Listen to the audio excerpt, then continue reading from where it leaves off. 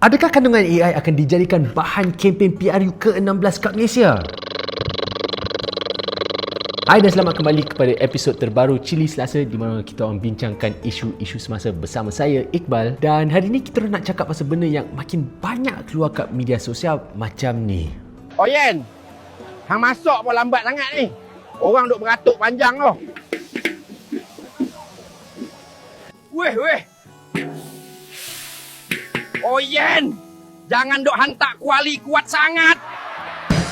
Benda yang tengah jadi ni, kenapa kucing ni tengah jadi tukang masak? Sebab kos saya hidup memang naik ke sebab Whiskas makin mahal? Dan yang paling penting, kat mana aku boleh beli apron size tu untuk kucing aku? Jadi sekali pandang je video ni, memang jelas lah sebenarnya dia dijana oleh alat-alat AI, contohnya ChatGPT, Sora ataupun Grok. Sesetengah orang mungkin gunakan AI untuk bantu buat diorang buat kerja, tulis email ataupun edit gambar. Sementara yang lain pula suka buat benda-benda pelik macam ni. Apa pun sekarang ni dah ada agensi-agensi kerajaan dan kementerian yang dah mula gunakan kandungan janaan AI untuk buat poster, infografik ataupun bahan-bahan kempen. Yang membuat kita orang bimbang sebab macam mana kalau benda ni pula mula digunakan untuk topik yang lagi serius, contohnya berita, politik ataupun pilihan raya. Bayangkan kalau kucing tadi tolong kempen untuk muda, mesti Syed Saddiq akan jadi PM ke-11. Benda ni pun bukan khusus kat Malaysia aja. Jadi untuk episod Cili Selasa kali ni, kita orang berpakat dengan kawan-kawan kita orang dari Tirto dan Suara dari Indonesia dan Press One dari Filipina untuk tengok sejauh mana penggunaan kandungan AI dalam politik merentas ketiga-tiga buah negara ni. Lepas tu kita akan tengok pula sejauh mana kandungan politik berasaskan AI wujud di Malaysia secara khusus, dan akhir sekali kita akan tengok apa maknanya semua ni untuk kita. Jadi kita mulakan dengan macam mana AI digunakan untuk baiki imej ahli-ahli politik kat Filipina dan Indonesia. Jadi sebagai contoh, kat Indonesia, kandungan janaan AI yang berunsur politik digunakan dengan jelas semasa pilihan raya presiden diorang pada tahun 2024. Yang paling famous adalah bila calon ketika itu yang kini dah jadi presiden, Prabowo Subianto, menggunakan maskot AI dirinya sendiri yang dijana dalam gaya gemoy yang bermaksud comel dan berisi untuk kempen dia. Untuk korang yang tak kenal dia ni, Prabowo adalah seorang bekas komander tentera yang imej awamnya selama ni selalu digambarkan sebagai tegas dan authoritarian. Tapi kali ni pula sebab kena tarik sokongan Gen Z dan golongan milenial Indonesia yang membetot 50% daripada jumlah pengundi dalam pilihan raya lepas, pasukan Prabowo nampaknya sedar yang imej lelaki tegas ni mungkin tak begitu berkesan. Jadi diorang pun buat penjenamaan semula dengan tampilkan Prabowo dengan imej comel, berisi dan mesra. Malah dia siap ada tarian sendiri yang dipanggil goyang gemoy. Tarian tu pula punyalah popular sampai ada pertandingan goyang gemoy menjelang pilihan raya diorang masa tu. Dan nampaknya keseluruhan strategi ni memang berjaya sebab kandungan berkaitan gemoy kat TikTok dapat reaksi positif dan Prabowo berjaya menang dengan majoriti besar, iaitu dengan lebih 90 juta undi, iaitu sekitar 58% daripada seluruh jumlah undi dalam pilihan raya tu. Okey, tapi tu Indonesia. Sekarang kita bandingkan pula dengan Filipina di mana AI digunakan untuk memulihkan imej bekas Presiden Rodrigo Duterte lepas beliau ditahan susulan siasatan Mahkamah Jenayah Antarabangsa atau ICC berkaitan kempen perang dadah dia yang telah didakwa menyebabkan kematian antara 12 hingga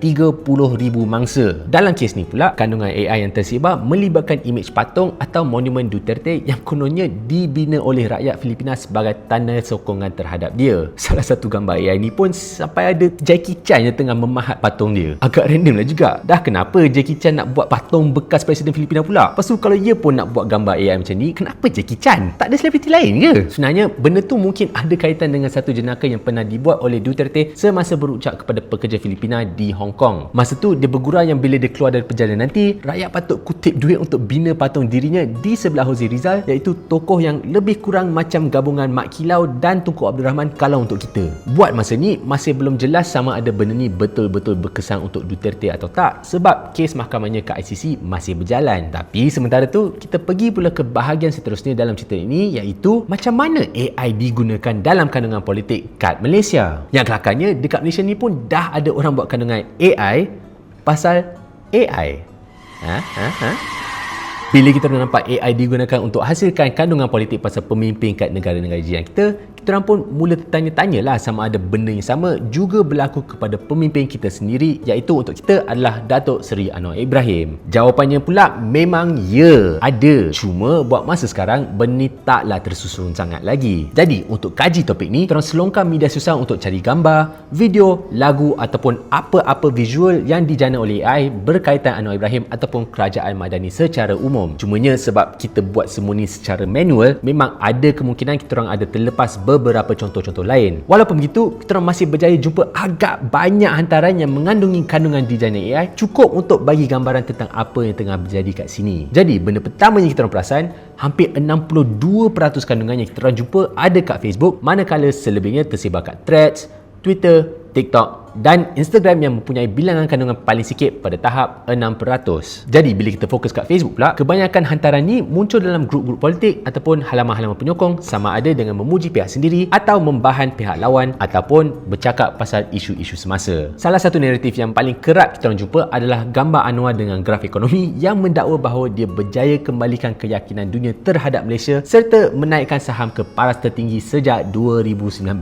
Sebaliknya, hantaran anti kerajaan lebih banyak tertumpu kat isu kos sara hidup, terutamanya dengan harga bahan api yang tengah naik sekarang ni. Malah dalam data kita orang ada sekurang-kurangnya 3 imej yang dijana AI yang membawa mesej hampir sama dan dimuat naik 8 kali oleh 8 akaun berbeza. Salah satunya adalah gambar ni yang menyindir Anwar sebagai hipokrit sebab didakwa gagal turunkan harga minyak. Lepas tu ada lagi satu ni pun yang membawa mesej yang hampir sama. Yang ni pula menunjuk Anwar tengah tertekan dengan penurunan harga minyak kat Thailand, sedangkan kat Malaysia harganya tengah meningkat. Tapi kenapa makcik kat dalam gambar ni menangis sambil mendokong bayi macam pelarian? Diorang ni kat neraka ke apa siap ada hati bagai? Apa pun, soalan seterusnya yang kita orang tertanya adalah setakat ni pihak mana yang tengah menang? Sejujurnya kita rasa jawapan betul adalah syarikat AI sendiri, tapi kalau kita tengok dari sudut jumlah interaksi untuk hantaran pro dan anti Anwar, berdasarkan kajian kita orang, kandungan pro Anwar sebenarnya lagi mudah ditemui berbanding kandungan anti kerajaan. Selain tu, hantaran pro Anwar juga lagi cenderung dapat lebih banyak like dan komen yang sokong hantaran tersebut. Benda ni taklah mengejutkan sangat sebab diorang muat naik hantaran tu kat halaman atau grup yang memang sokong kerajaan. Sebaliknya,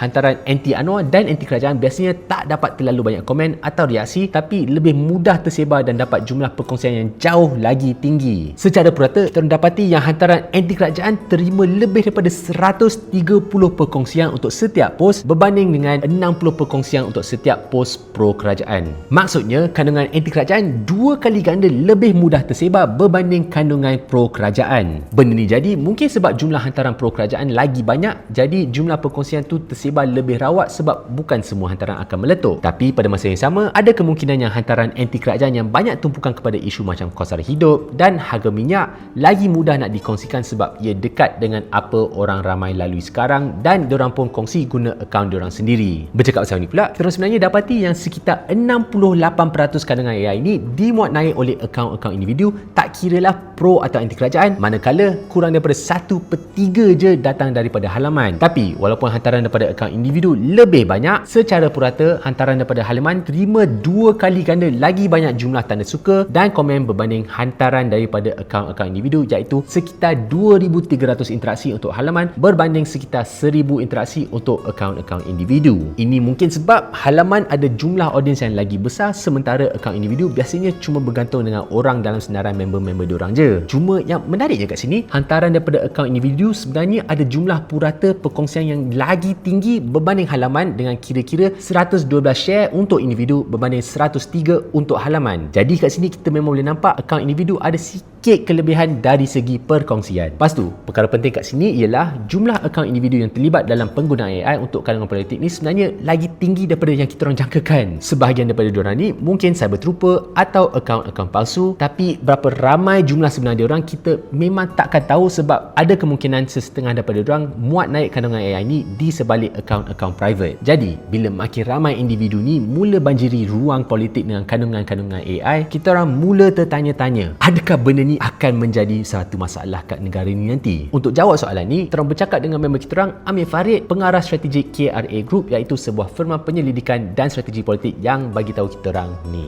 Tentunya satu perkembangan yang menarik kerana kita harus faham untuk ahli-ahli politik dan tim mereka, penggunaan AI ini pertama sekali ialah kosnya itu jauh lebih rendah berbanding dengan tenaga kepakaran manusia biasa dan ia jauh lebih pantas. Sesuatu yang kalau contohnya menghasilkan satu video mungkin memakan masa 1-2 hari, tetapi dengan bantuan AI kita boleh menghasilkan video-video yang ringkas dalam jangka masa yang jauh lebih pendek. Kalau terlalu banyak konten AI yang dihasilkan dan diarus perdanakan di dalam diskusi wacana politik, saya takut bahawa ini mungkin akan menyebabkan pengundi-pengundi mungkin tidak mahu menerima message yang dibawakan oleh AI kerana terlalu banyak information overload misalnya. Dan sebenarnya bila difikirkan balik, benda ni masuk akal juga. Video ni sendiri ambil masa kita orang berbulan-bulan untuk kaji, tulis dan rakam. Ni tak termasuk lagi nak tunggu aku ada masa untuk syuting, lepas tu nak edit lagi, lepas tu akhirnya post. Kalau kita orang dah gunakan AI untuk buat video ni dari awal-awal, mungkin masa tu boleh dipendekkan kepada beberapa minggu je. Cuma yelah, korang akan terpaksa berdepan dengan artificial iqbal. Tambah-tambah lagi, benda ni akan jadi lagi teruk kalau kita mula berdepan dengan berita palsu, fakta yang dimanipulasi ataupun propaganda pada skala yang lagi besar dari sekarang. Sebab ya, walaupun semua orang ada kebolehan nak buat kerja-kerja macam ni secara percuma dengan ChatGPT, berapa ramai je yang selalu pergi kat Facebook semata-mata untuk semakkan fakta. Jadi, disebabkan sekarang ni AI makin mudah untuk diakses, ada kemungkinan korang akan nampak makin banyak kandungan janaan AI yang dihasilkan secara besar-besaran dalam musim pilihan raya yang dah nak dekat ni. Kalau jadi macam tu, memang susahlah nak bezakan mana yang betul atau mana yang palsu, lagi-lagi dengan keadaan dunia yang memang porak-peranda sekarang ni. Jadi, secara kesimpulannya, penggunaan AI dalam politik kat Malaysia ni memang dah berlaku pun. Tapi, hanya disebabkan lagi cepat dan mudah diakses, ia tak bermakna propaganda politik yang dihasilkan oleh AI akan berkesan secara 100%.